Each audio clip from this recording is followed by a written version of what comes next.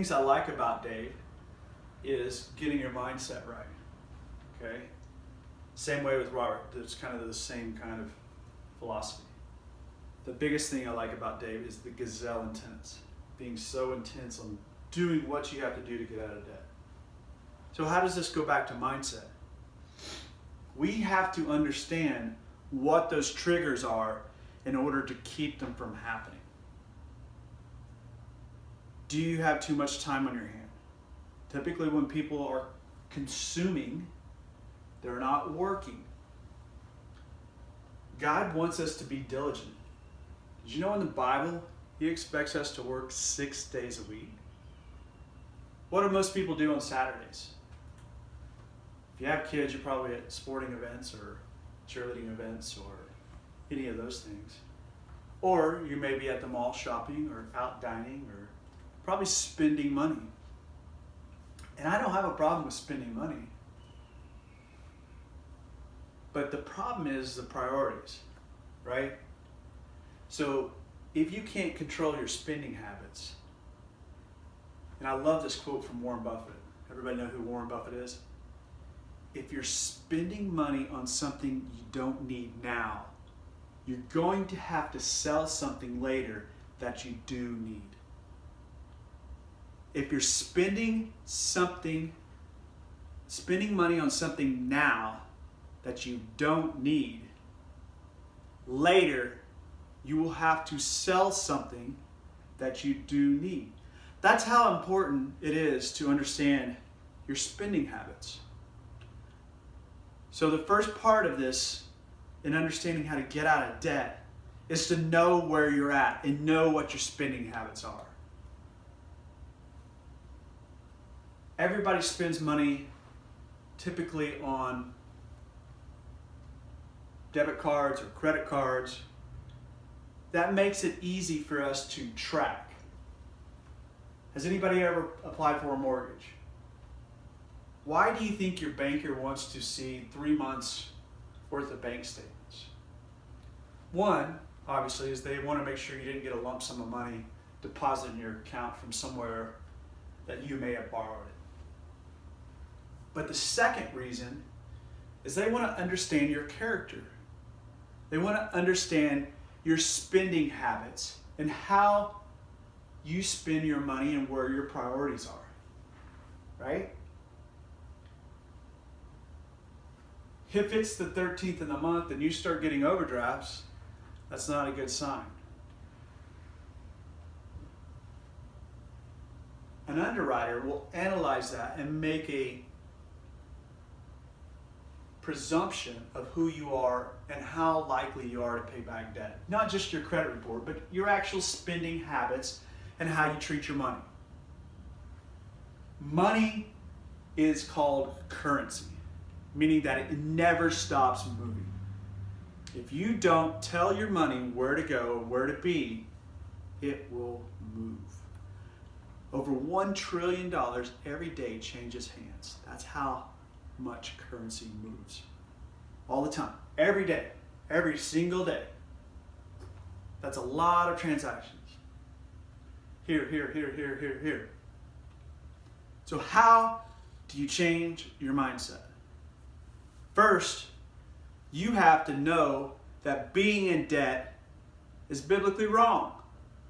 Being in bad debt, being in debt to a lender or a credit card company or an auto dealership is bad. That is not right.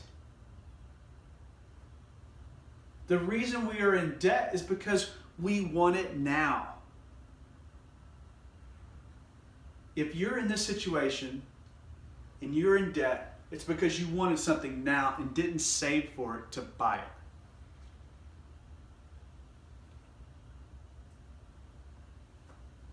You have to change your mindset about debt. The wealthy people, the millionaires, the billionaires, they understand this. Warren Buffett could buy 30 jets if he wanted to. How many jets does he have? He has one that he runs through his company that he uses as a business expense. knowing that his time is valuable enough that if he has to go to New York for a meeting, he gets on his jet and goes there. At the last minute that he needs to leave, he arrives back when he needs to come home. He doesn't have 15 rollies in the front yard. Did you know he still has a kitchen table that his parents gave him in his house with matches underneath the leg because it wobbles? And I'm not saying being absolutely frugal where you don't ever spend any money. But if you're throwing money at $6 here, $20 here, here and here, it just adds up. He took a different philosophy. He decided when he was young to focus on having money that he makes make him more money. How many people have savings in here? Okay. How many people have their savings automated? What percentage do you save? 10%? 20%? You should be saving at least 20%. How much of that money of your savings are you investing? These are the questions that you need to be asking yourself. Do I need to spend $450 a month in a car payment? Or could I be using that money to accumulate wealth, to buy something that will generate more income for me? We all know that a car depreciates. You buy a brand new car, you drive it off the lot, you've lost $10,000, whatever it may be. I don't even know how much new cars are. I still drive an '08 truck. I haven't had a car payment. I don't even know when. That shouldn't be in your vocabulary. Car payments shouldn't be in your vocabulary. Well, they're $40,000. Well, who needs a $40,000 car? Well, I want one. Well, how old are you? 20? Shouldn't spend any more than your age, right? Maybe use that as a rule of thumb. You're 20 years old, don't spend more than $20,000 on a car. Can you save $20,000? Have you saved $20,000? It's important for you to establish your priorities, right? Do things now that most people won't do, so later you can live a life that other people don't. And it's not forever. Just like the debt you've accumulated now, you don't have to hang on to that forever.